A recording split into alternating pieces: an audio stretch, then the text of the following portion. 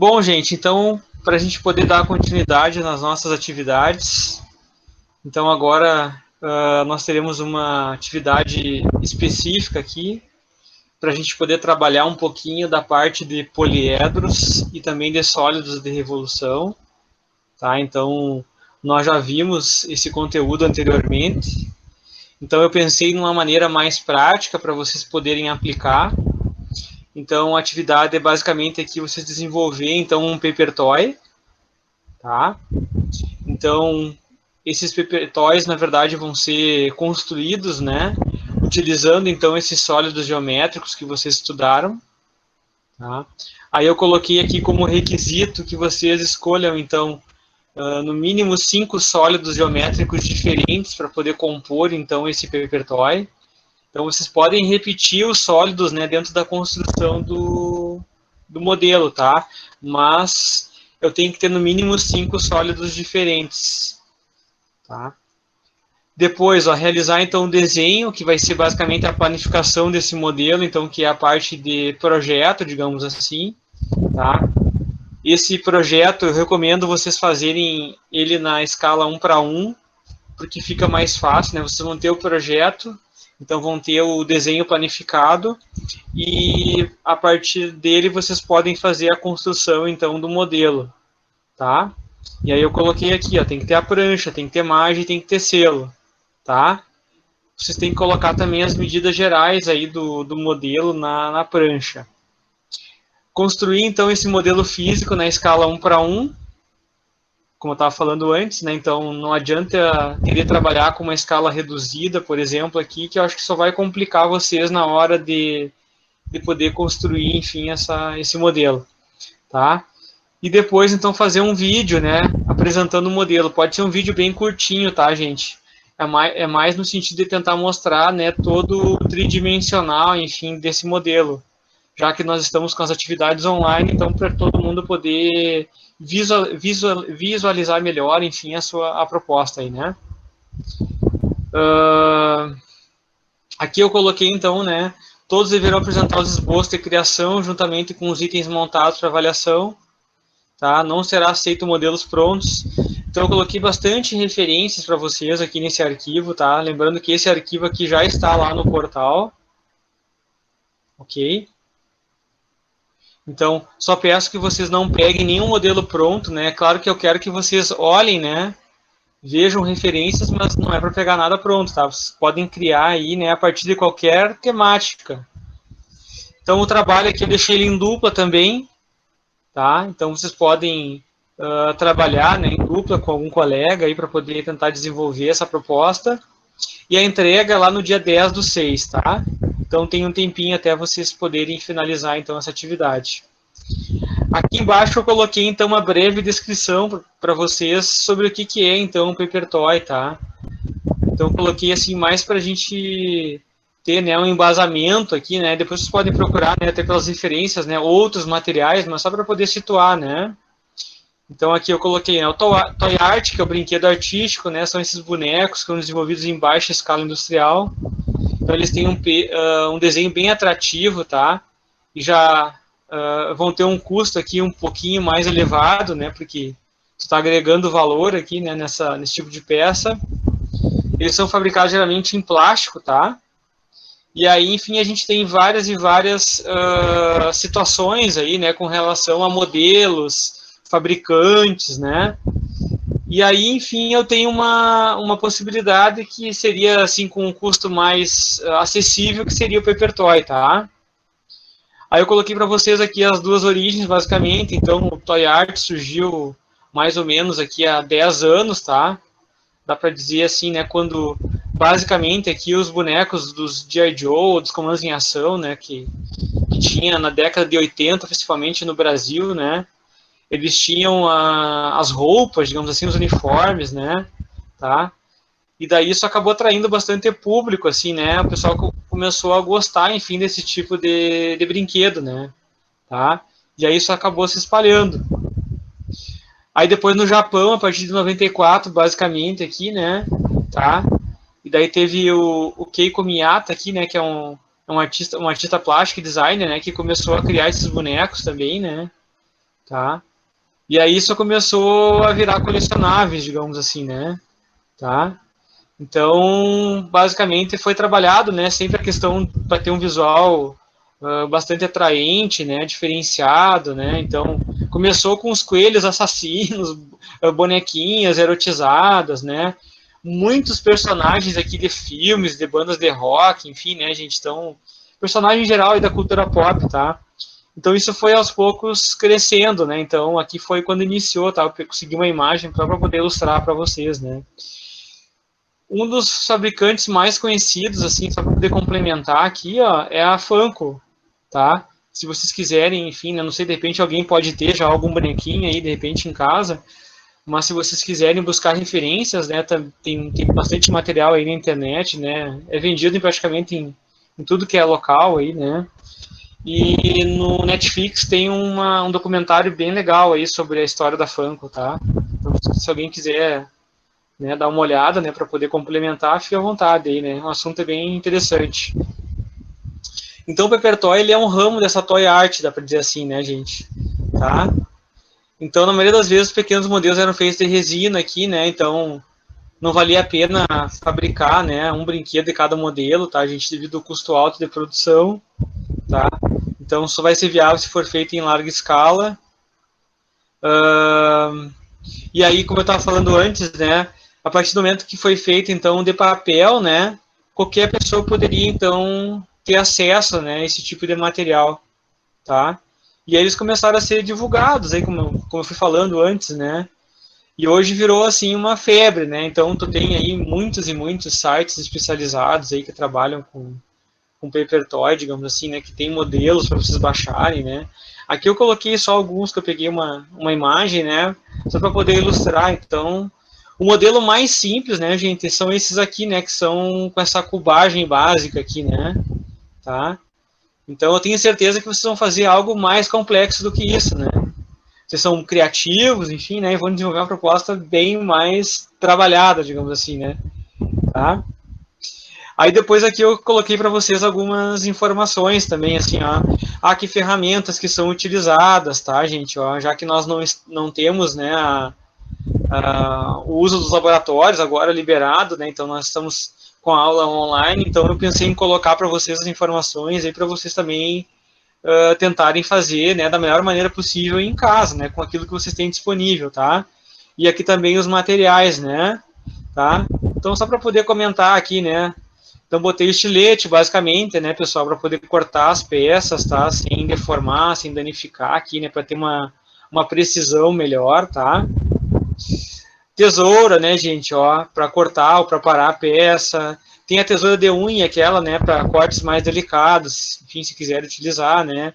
Régua de metal, tá? Para poder fazer basicamente aqui as dobras, né, gente? Então, para te poder vincar. Usar uma caneta morta, tá? Uma caneta morta é aquela caneta que não tem mais tinta, tá, gente? Então, para te fazer os sulcos nas linhas de dobra também para poder ajudar, né, pessoal? Então, dá um acabamento melhor pro Paper Toy.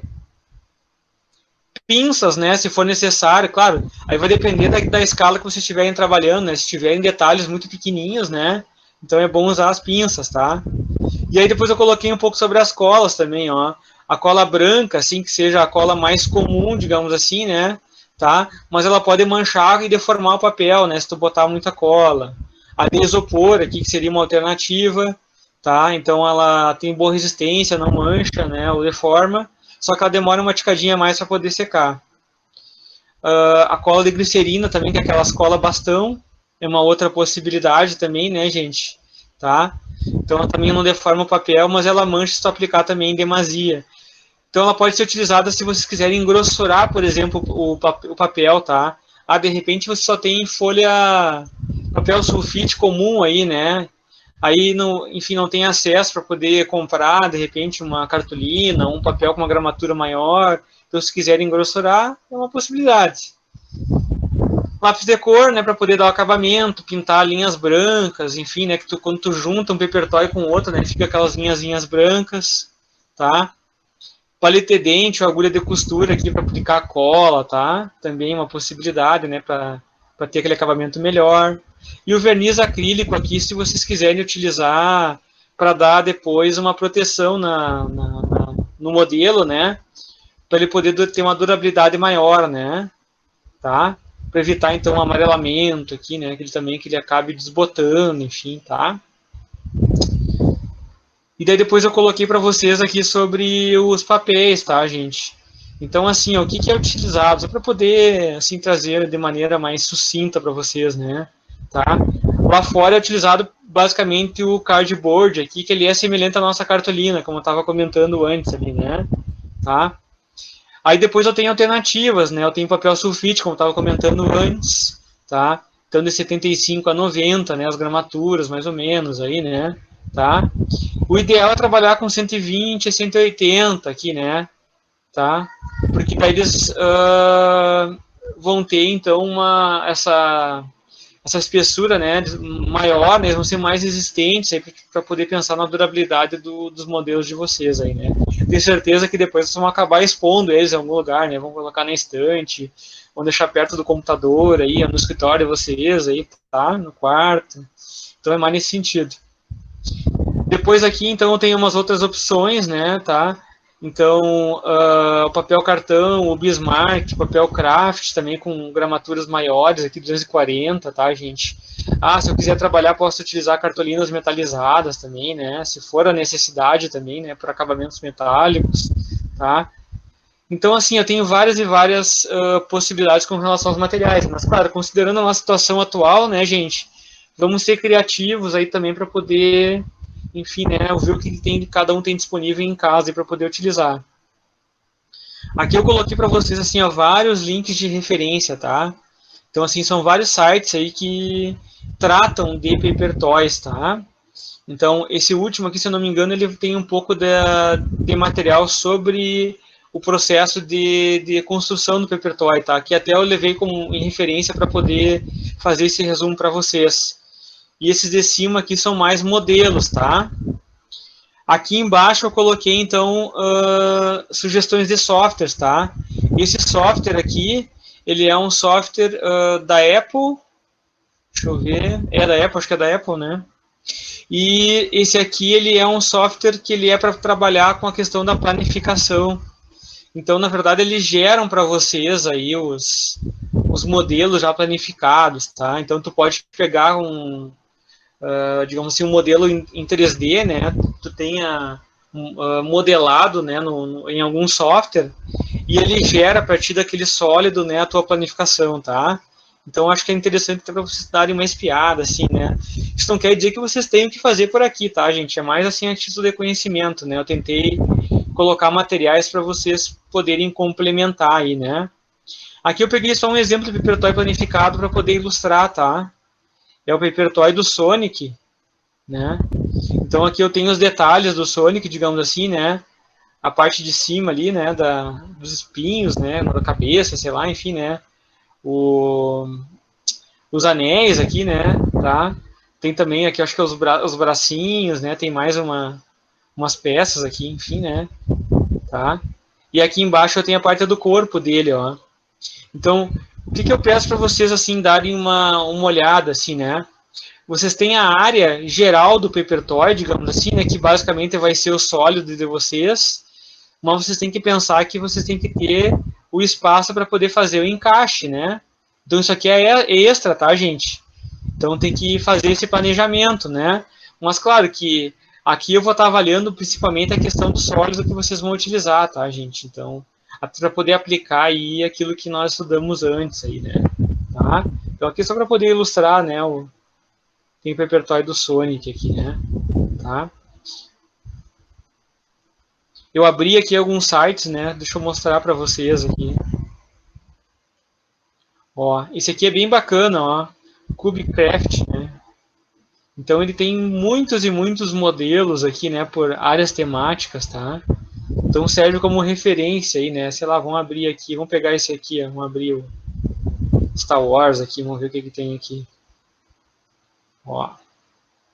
Tem bastante referência pra vocês olharem, né, gente? Ó, esse outro aqui, por exemplo, ó, tem uma série de objetos aqui, ó, sei lá, ó, uma DeLorean, olha só, do carro aquele.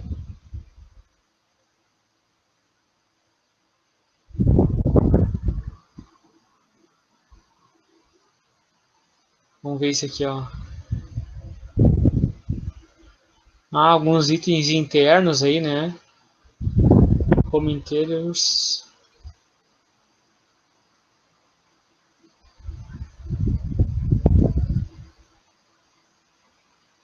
Ó, tem um Porsche aqui, mas ó. Enfim, tá? Esse aqui, gente, já é o software, tá? Vocês teriam que, se quiserem mexer, tá? A gente fique à vontade, assim, na verdade eu quis mostrar para vocês, assim, mais dando opções, tá? Esse Pepacura aqui, ele é um daqueles softwares que eu estava comentando antes, né? E aí ele vai gerar para vocês a planificação, tá? Vocês podem baixar, né? Eu coloquei o link lá no portal também aqui, né? Se vocês quiserem acessar por lá, né?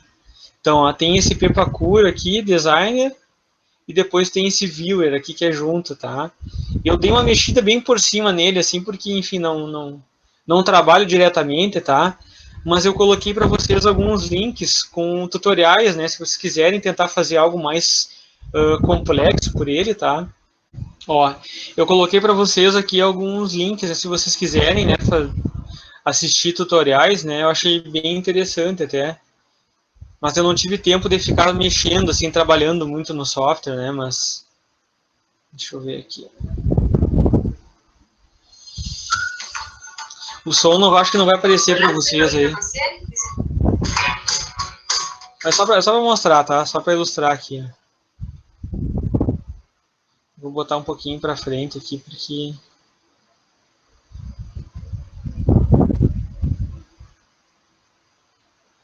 só quero mostrar o que o software faz, ó. Então olha só, aqui eu tenho a cabeça então, né, acho que é um Digimon isso aqui, enfim, né?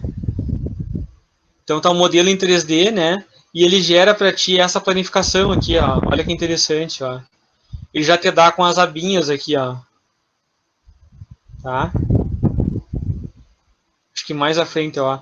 Aí ele vai te dar, por exemplo, aqui onde é que eu vou encaixar cada parte, né? Onde é que vai ter a dobra. Então seria uma outra possibilidade, se alguém quiser, né? Fazer uma peça, digamos assim, um modelo nível hard aí, né? Quiser construir algo diferente, né? Também tem essa possibilidade, mas eu pedi para vocês o mínimo, digamos assim, né? Eu quero que seja trabalhado basicamente aí com os sólidos, né? Então, para mim aí 5 sólidos diferentes já está suficiente, tá, pessoal? Lembrando que o material de referência está aqui naquelas aulas anteriores, né, gente? Ó, é aqui, né?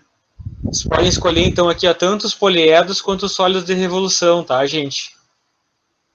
Ó, é isso que eu quero que vocês apliquem, né? Vocês vão aplicar eles dentro do modelo de Papertoy que vocês vão desenvolver, né? Ó, então, tanto os poliedros como os sólidos de revolução, né? Que estão aqui, né?